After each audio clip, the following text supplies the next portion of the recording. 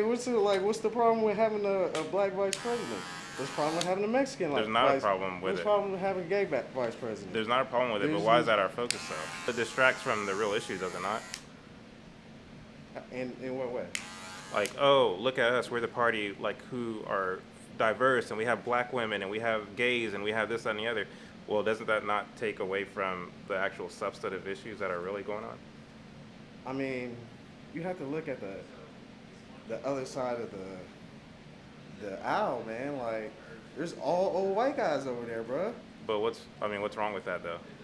There's only one perspective, you know what I'm saying? The old white guy. You just use the word perspective, which means you're assuming or insinuating that a black person would automatically, because they shared the same melanin as you, have the same perspective as you.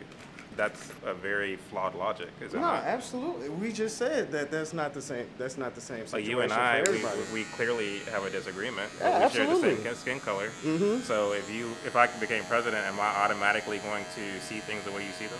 No, not at all. You don't have to see it how I see it, and we can still coexist and But have those disagreements. But that contradicts the reason why we need a black vice president or a black anything. So what skin color would you prefer? It doesn't matter to me what So skin if color she's the black, person is. if it doesn't matter, why is it such a big deal that she's black? I think it's interesting how Democrats try to get black people to the polls by saying, hey, we have a black woman vice president. They use this little pity-pat stuff to try to get us to the polls. In doing that, they're insulting our intelligence because they're like, hey, don't worry about the real issues. Don't worry about the substantive issues. Look, we have a black person. And they expect us to go, well. But, okay, just from the history of the United States, Yeah. ain't no black people as vice president, right?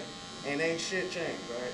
And So Barack Obama was president and things got worse. And I agree. Yeah. I agree. Yeah. So, like, I understand what you're saying, Mhm. but doing the same thing is like, at what point are we trying different stuff? Mhm. Like, at what point is like, hey, you know, we had Yeah. 50 white guys as president and vice president. Mhm. Like, let's try something different, you know? Like, we are the country of, you know, Yeah. diversity. And you that's know? okay. Like Ron, like Yeah, Herman. like- Personally, I think Herman Cain should have won the 2012 Oh, my election goodness. because in doing so, I think that we, it would have been a lot better than another 4 years of Barack Obama.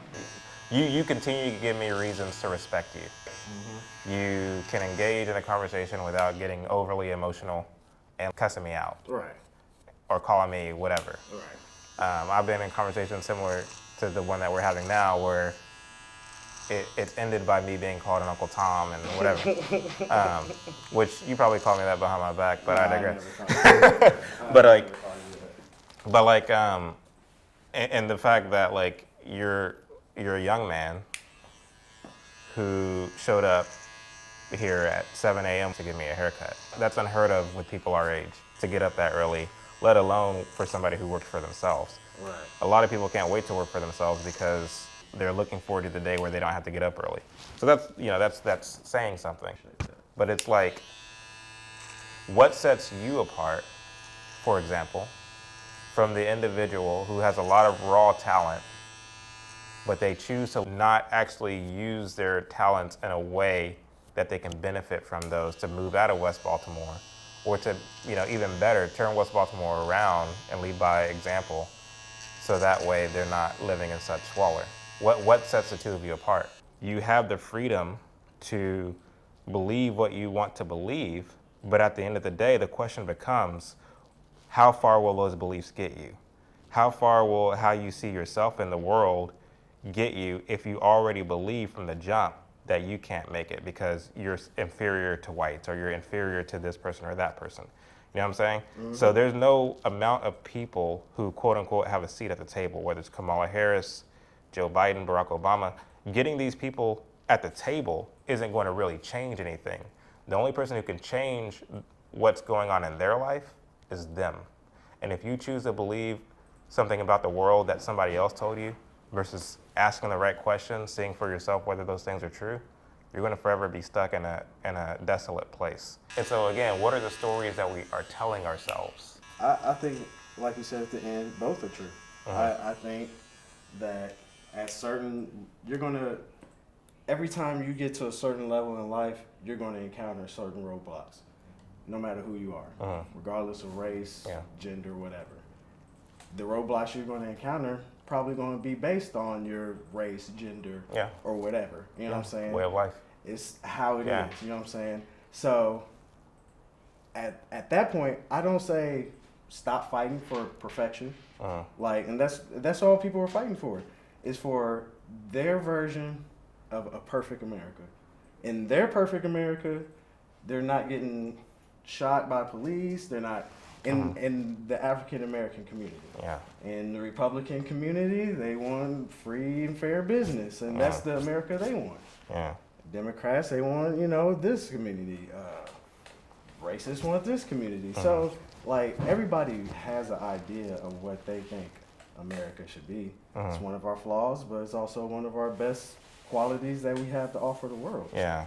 I just say we embrace those. Yeah. It's But there's certain ideas you can't flirt with or embrace, because it's like what communists want is to topple the system entirely and replace it with a type of dictatorship whereby people who do have differing ideas are outright tabooed and excommunicated entirely. There's literally, for example, this commercial on CNN, right, where it's a white screen and they have all these masks flashing over the screen, right? They have a rainbow-colored mask that's supposed to represent LGBT. I think I've seen that commercial. Yeah, a Black Lives Matter mask and all these others.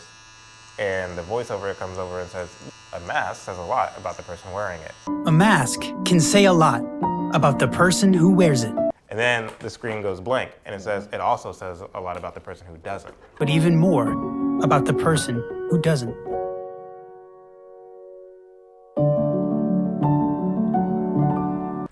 Now, what are they doing in that message to your brain psychologically? I would say, they're assuming that,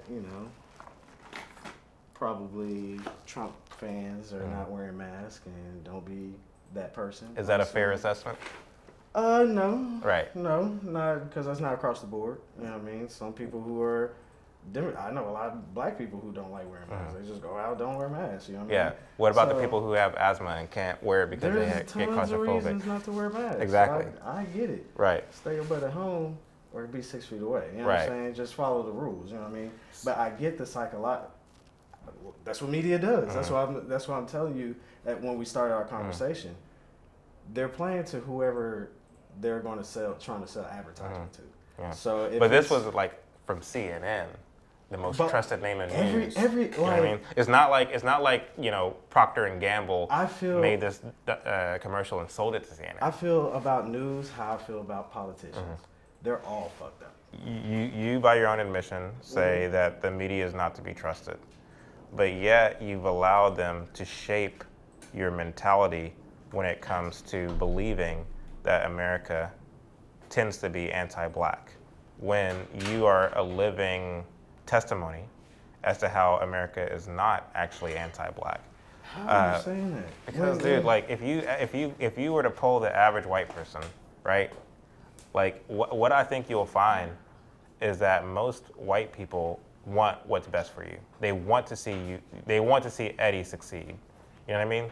It doesn't matter if they are right, left, or center. They want to see you succeed. They want to celebrate with you for your successes. Right. Where is this person who doesn't want to see Eddie succeed? Unless it's like a personal competition for a job or a personal competition for this, that, or the third.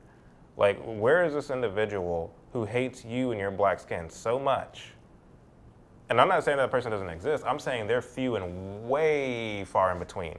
But to say Well, that, what makes you feel like but to that? say that that individual is the epitome of America at large, I think is unfair and untrue. It would be the same thing as saying that because I saw a black man walking down the street with his pants half down his ass, looking dirty and greasy, that black person is the epitome of black America at large. It's the same nonsense. That's what happens.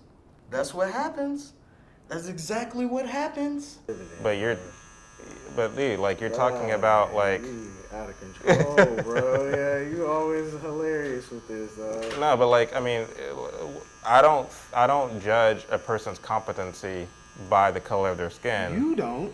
Yeah. But this is what I keep telling. This is our overlapping fundamental problem Yeah. with our conversations. Right. Just because you don't doesn't mean other people don't. Yeah. We've done what we've done for the last 350. We had this conversation. What's so bad about what they've done? This is where we at. Look where we at. Look where we're at. You have a nice, like, you know, you work for yourself. You get to go out. I'm not talking about me and you. Well, who are we talking about then? Like, there's other people. I have plenty of people that I've cut who have to move home, who have to, like, who just are barely surviving. I have people who are depressed as. Because of what? They can't go outside. You know Why? what I'm saying? Corona? Coronavirus has a 99.8% recovery rate. I mean, not for everybody, though.